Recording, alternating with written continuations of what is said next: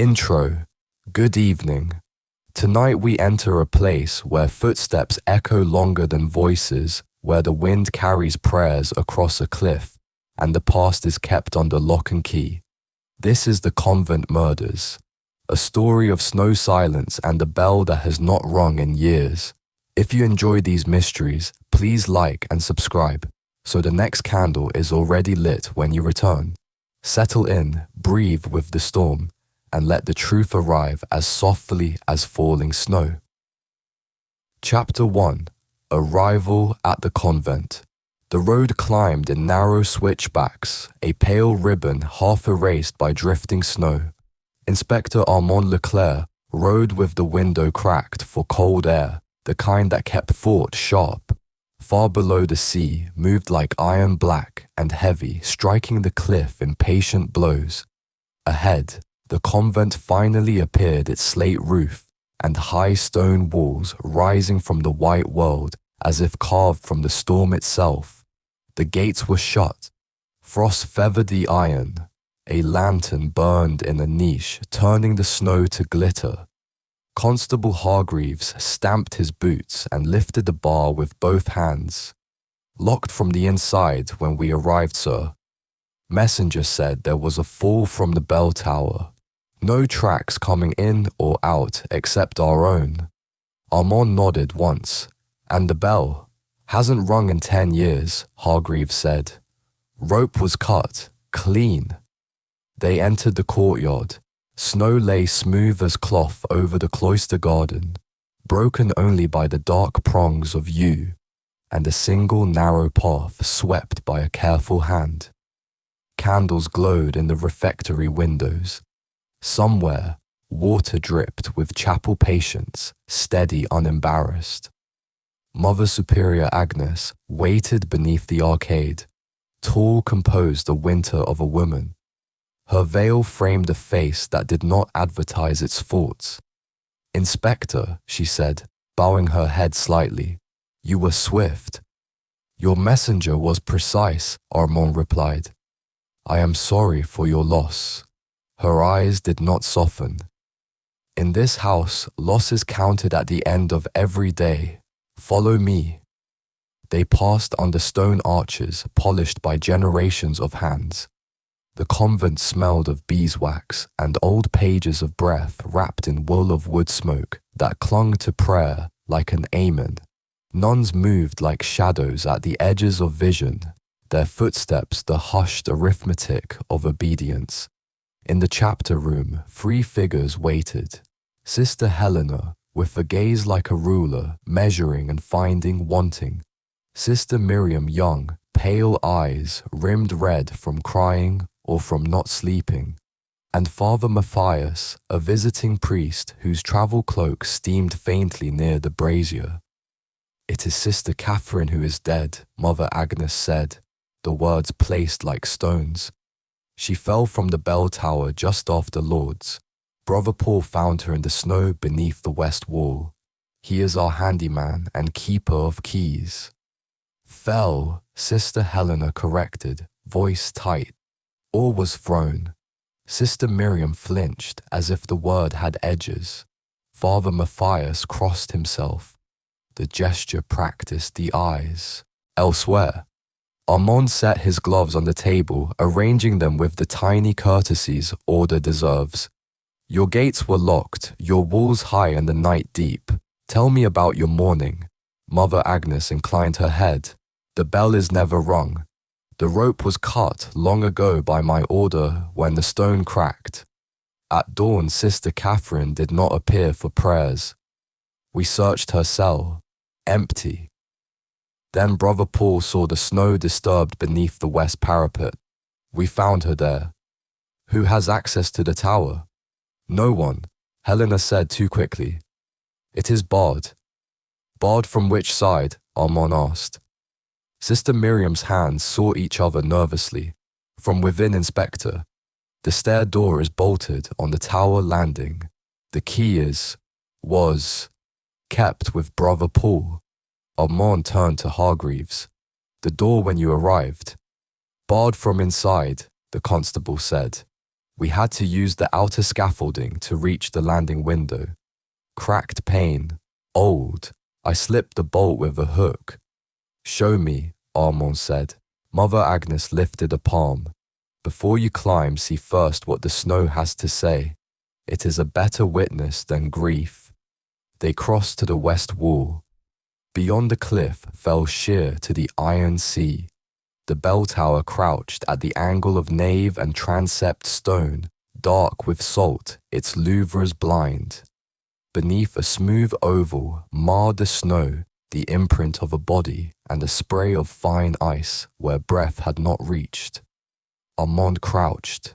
Snow told the truth when asked correctly. There were no footprints leading to the oval, none leaving only the gentle pucker where something had cut cleanly into the drift from above and buried itself deep. Falling object straight line, he murmured. No scrape marks, no slide. Hargreaves pointed with his baton. There, sir, a thin line in the snow to the wall, as if a rope had been drawn up then let fall. A whisper of wind moved the cornice frost. Armand followed the line to the parapet's inner lip. There on the stone was a darkened groove, half filled with ice. He touched it with a knuckle, felt the bite of cut hemp and the polish of repetition. The bell has not rung in 10 years, he said, not questioning. Mother Agnes's face did not move. That is correct. Yet something bit here recently. Armand finished calm as snow. Chapter 2. The Tower Door. Brother Paul met them at the tower with the heavy ring of keys. The stair door was thick oak barred on the inside, old iron latch bright from centuries of hands. The seal at the gap showed a smear of dark wax. Someone sealed the light gap, Armand said, so a candle would not betray them. They unbarred the door. Cold surged down the spiral stair like a breath. The steps were narrow, dusted faintly with snow drifted through the cracked window. At the top, the trap to the landing was also bolted from within. When Hargreaves forced it, the bar scraped clean through fresh wax. The landing was empty, but against the parapet where the bell rope once hung lay a newly cut length of hemp, coiled like a serpent. On the stone were drops of melted wax and one clear bare footprint, small and narrow. A woman's foot, Hargreaves muttered. Barefoot in winter, Armand said softly. That is devotion or terror. Chapter 3. Sister Catherine's Cell. In the convent corridor, the cells stood in neat rows, each with a crucifix above the door. Catherine's cell was immaculate. A single candle burned low on the sill. A twisted scrap of bell rope sat in a bowl. On her desk lay sheet music written by hand marked for the night office. At the bottom margin, someone had penciled a line. When it rings, the gate will open. Armand folded the page. Beside it lay a rosary, its cross snapped clean at the stem. Wax flecked the floor beneath the prie-dieu, and a faint grey dust, stone powder, lay across the blanket's edge. She was in the tower before dawn, Armand murmured. Chapter 4. Confessions in Candlelight. That evening, the nuns gathered in the chapter room. The storm outside thickened. Wind howled through the louvres, and the candles bent low in their sconces. Who saw Sister Catherine last? Armand asked. She prayed with us at Compline, Sister Helena said, then retired. She left the refectory late, Sister Miriam whispered. She told me she was hearing things. What things? Armand asked. She said the bell spoke to her. Helena scoffed. Catherine was not well. She was frightened, Miriam snapped back. But no one listened. Father Matthias folded his hands tightly. Whispers are the devil's playground. The bell is an old superstition. It does not ring. Armand's eyes narrowed. Superstition is often useful to the living and to murderers. Chapter 5. The Chapel at Midnight. That night, unable to sleep, Armand walked the empty chapel.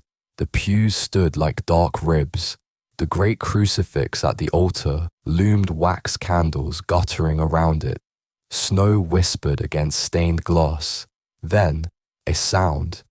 Not from outside, from above. A single dull note, like a bell, remembering its voice. Hargreaves rushed in with a lantern. The bell rope was still cut, the clapper rusted, but the sound had carried through stone. Wind, the constable breathed. No, Armand said. Memory. Chapter 6. Shadows in the Infirmary. In the infirmary lay Sister Beatrice, frail, swaddled in blankets.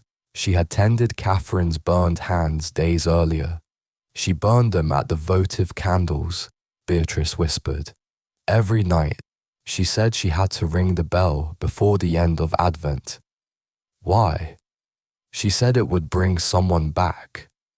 Chapter 7. The sin that came before Julian examined the convent's old ledgers. One brittle page listed the year of the fire when the bell tower cracked. One novice died that night, a young nun also named Catherine. A note in the margin. The bell will toll once more when the debt is paid. Mother Agnes read over his shoulder, lips pressed thin. Old nonsense. Old nonsense gets remembered, Armand replied. Chapter 8. The Hidden Passage. In Catherine's cell he found a faint draught. Behind the prie-dieu, an old service hatch led to the tower stair. Narrow, nearly forgotten. A candle had been burned there recently. She had gone up alone, but someone else had followed. Chapter 9. The bell tolls, once more. Armand gathered everyone in the chapel before dawn. The storm raged outside. On the tower landing, he had placed a single length of rope back through the groove.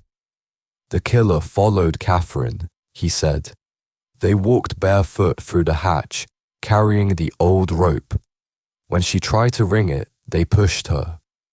Then they barred the trap from within, climbed down the hidden hatch, and sealed the door again. Helena's lips trembled. This is blasphemy. No, Armand said softly. This is murder.